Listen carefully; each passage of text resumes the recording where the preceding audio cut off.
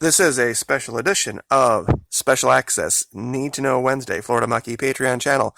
Normally, if you are here, you would be at the $10 level, but today we are going to invite the YouTube audience in because we are going to be talking about something that I have done multiple videos on YouTube about, and it's dovetailing with the training in a way that the only right way to do this is to do one video. So for my students, these are my most advanced students, level 3 trainees at $10. They are going to understand this concept that we're going to talk about today very, very well. We have been in training now since early spring. We have 3 levels: the basic level, the top secret level, and special access need to know. At this level, students have been doing 3 days a week of psychological operations, information, and training. So once in a while, we are going to go and talk to the YouTube audience and show what is done at the Patreon channel versus what's done regularly on YouTube. Now, this is the Patreon channel. Of course, this is the logo over here for Top Secret Tuesday. That was yesterday. But every single day since the 27th of October all the way through today, and will continue through 4 January, I draw one single name and I send that person a $50 gift card. The last year has been an incredible blessing. I have been very, very blessed to have evaded the demonetization paradigm, and it's been very rewarding, and I want to give back. I want to be able to brighten people's lives, and I want to help. So not only are we going to be giving away all of those $50 gift cards, 70 different days from 27 October all the way through 4 January. On the 28th of December, I'm going to draw 3 names as well and give away 3 $500 gift cards for a grand total combined amount of $5,000 over that 3-month period. I'm just very, very humbled by all of the wonderful support the Florida Mucky has gotten, and I want to reciprocate. So please join us if you can. The only qualification for being in the drawing is being a member of the Florida Mucky, and you can do that for $1 a month. $1. That's it, and that gets you into the secret level clearance training that occurs every Saturday. $5 gets you that level plus Top Secret Tuesdays. $10 a month gets you Special Access Need to Know Wednesdays, like today, Special Access Need to Know Wednesdays. The McKee Roundtable is on Sundays. That is the $15 level, and of course you get that plus the 3 levels of training. And on Mondays, we have the max level. We have McKee Masters. This is where we talk about psychological operations being conducted by the Florida Mucky. Roundtable is the discussion of psychological operations we can identify in the media, and the 3 other levels are just level 1, 2, and 3 of identifying psychological operations. So, that all having been said, without any further ado, let's get to today's topic. Today's topic is the normalcy bias. We have covered this many, many times. Training is not about doing something once and moving on. It's about doing it over and over and over again. People crave normalcy. Even in times of stress, in shit hits the fan situations, Teotihuacan, the end of the world as we know it, WROL, however you want to talk about it, people will desire to get back to normal. They don't like new normals. So when you take this psychological paradigm and you apply it to the idea of barter, you have to understand who your targets are going to be. There are going to be hardcore preppers, and I'm sure I got a lot of them out there listening to me right now. Other hardcore preppers are not going to be your barter partners. They're going to be your competition. Because YouTube is an echo chamber. And if they have it, you have it. If they've heard it, you heard it. So they're prepping the exact same way you are if you're here on YouTube and you're using those tactics and those techniques. The people that aren't going to be prepared are going to be those in the suburbs. There are going to be a lot of people in the cities that aren't prepared, but you can't worry about them because the cities will be war zones. There's going to be three kinds of people in the cities. There's going to be those who get into the camps quick and are safe. There's going to be those who are roving gangs and mad, killing for whatever they want, and the dead. Those will be your three people. You're not going to go into those areas, the cities meaning, and barter. So the only people that you need to worry about are the suburbs. Now, what is the hallmark of the suburbs? How do these people think? What will they have? What won't they have? The first thing these people are going to want to have is normalcy. Stuff from the grocery store. And I know a lot of it is crap, honestly, but you're selling the idea of hope. You're selling the idea of a return to things being the way they were before. That's what people are going to be willing to trade for and pay for through the nose. Anything, number one, with caffeine will be highly prized. It doesn't matter whether it's Dunkin' Donuts, doesn't matter whether it's Starbucks, it doesn't matter what it is. This will always be a good barter item. Anything with caffeine. Now, there's a lot of folks out there who would see something like this and go, oh, these are terrible for the pipes, and there's so much easier ways to do this. You can use baby shampoo and paper towels, and you can dry seal them and do it so much cheaper. People are not going to barter for that because they're not going to know what the hell that is. It's kind of the same argument about gold. Like, maybe that's gold, maybe that's not. Who knows? It's got that government stamp on it, but gosh, if you can give these people, if you can have things to give these people that they would normally pick up right off the shelf in a grocery store, that is what they are going to want. It's just the nature of the suburbs. And I know a lot of you are already getting what I'm talking about. You're not going to be selling them or trading or bartering for them for the thing. It's going to be the idea of the thing that goes along with it. That's going to be the key to successful bartering. Now, of course, caffeine, this type of stuff. You can also get Anacin online, by the way. I didn't know they still made it. It's basically this, just without the Tylenol. So, just saying. If you're going to go down the road of vices, cigarettes, liquor, this type of thing, get the smallest containers possible. I know they're not cheap, but keep your eyes open. Sometimes you can see these little things, those little grab bags, and grab as many of these things as you can. Don't go ambling around with a full-size bottle of Johnny Walker Blue. You're going to get robbed. Use these. People, it's easier than making change. And this is what people are going to, it's going to be a very, very kind of play it by ear scenario. But make sure you get something they're going to recognize. You know, some Captain Morgan or Dewar's or just the normal everyday stuff. Something where when they look at it, they know what they're getting. That's going to be the key. Now, I know this stuff here is crap. It's garbage. It's in the middle of the store. These little tray meals are like $1 or $2 or whatever. But honestly, people that have kids, and here's the thing, I know a lot of people are like, oh wait, how are they going to heat it up? We're not going to have power. It's going to be shit, it's the fan situation. Everybody in the suburbs is going to have the ability to generate some kind of power somehow. They're going to know somebody with a generator, or they're going to have these, this is another thing there's not going to be enough of this, trust me.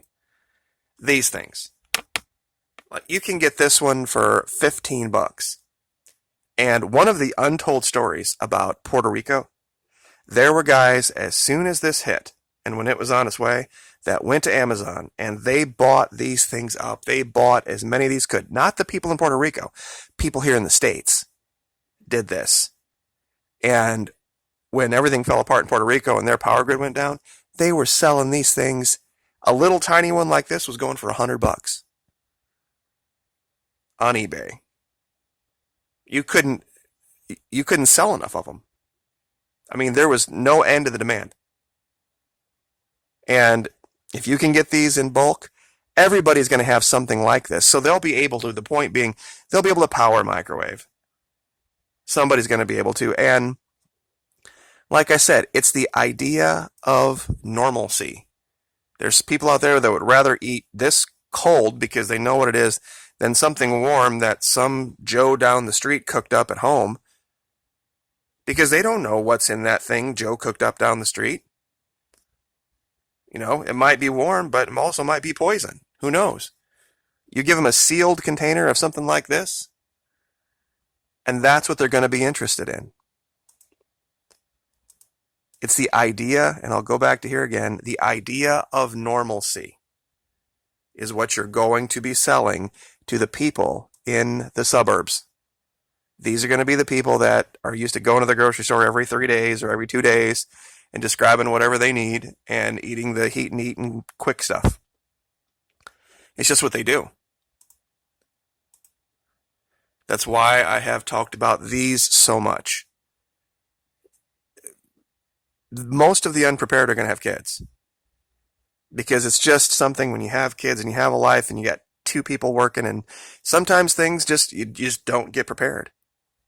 This kind of stuff, a little tiny sealed chocolate chip cookie dough bar that they can just hand the kids a handful of, and the kids will go disappear and they'll be fine. I'm sure there's lots better nutrition bars out there as far as content or size or whatever particularly. These last, and they're nutritionally balanced, and they're not overly expensive. So, just saying, this is the kind of stuff people will kill for. I know these aren't the cheapest, and I know they're terribly unhealthy, but they will be like gold in a shit hits the fan scenario. These little tiny cans, especially with the little tiny liquor bottles.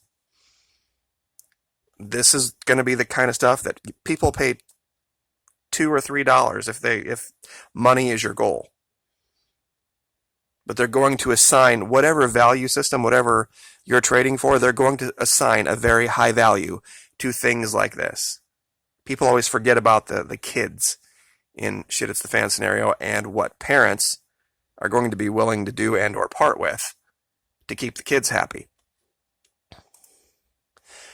I know I flashed by this earlier, but this actually came out of Venezuela. People were going into stores and just using it and walking out, putting it back on the shelf. It was something where they had to really crack down on it. They had to start putting the stuff behind the counter, because people couldn't initially, when the U.S. Hit them unawares with the financial war. It was things that people just took for granted that would always be there. You buy a case of this stuff, and just like I said, the simple powder fresh Arm & Hammer Ultramax. It doesn't have to be for men, for women, something simple like this.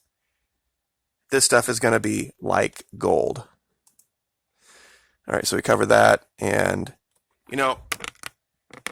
way back when, these DVDs used to be everything the kids wanted. And if there's not going to be any Hulu, no Netflix, if Wi-Fi is down, like I said, these things don't take a whole bunch of power. You can plug them into even a cheap inverter and they work. And if you can find a bunch of cheap movies, you can get these sometimes 10 for $1 and just have maybe 3 or 4 boxes of them. Just something the kids haven't seen before. Give them something to do. The parents, the suburb parents, will definitely be interested in a handful of 2 and 3 hour nonsense movies from the 80s and 90s. It's just how they entertain their kids. And I'm not, like I said, I'm not saying it's right. I mean, there should be better things going on. Toothpaste. An entire case, at least, have in your house at all times. Because the idea of being without it comes with an enormous health risk.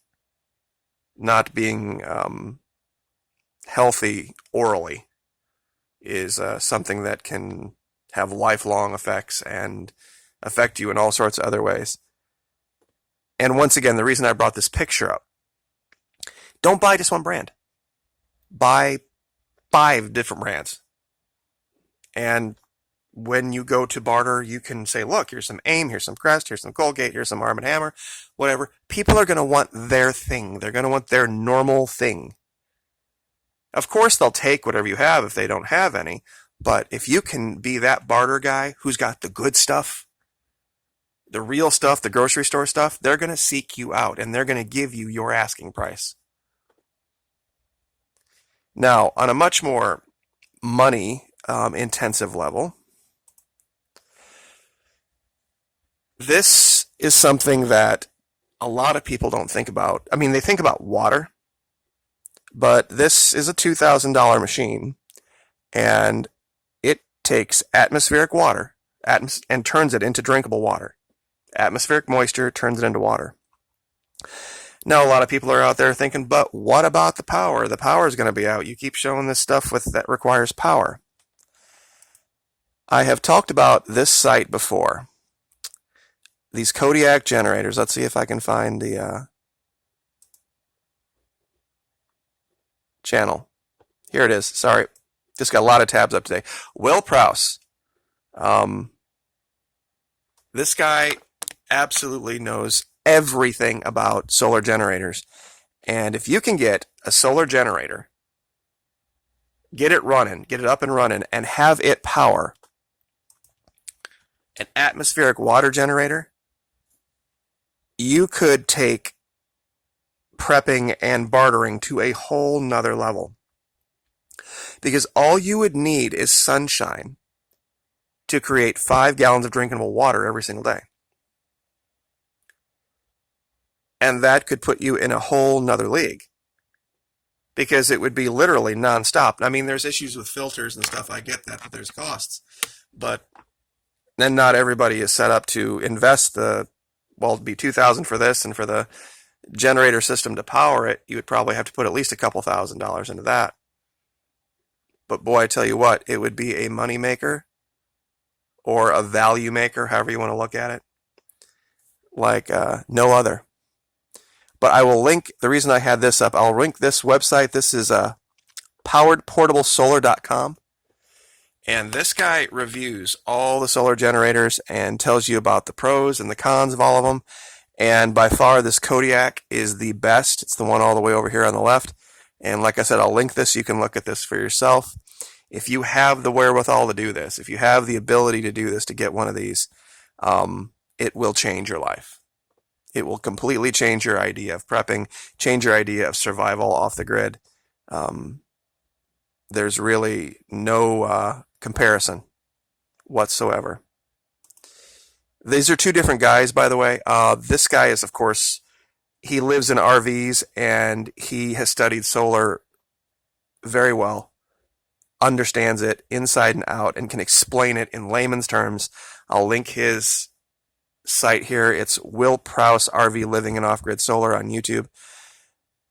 This website is a different guy, and he has been doing this for a long time, and he actually has a shop you can go to where he'll sell you entire kits, the panels, the cables, the generator, the whole bit.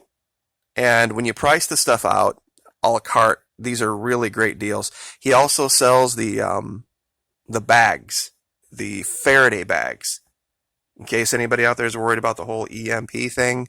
I mean, even though it's been proven completely beyond the shadow of a doubt that an EMP is not going to fry everything, if you're really worried about it, he'll sell you the bags. In fact, with these larger kits, it comes with it.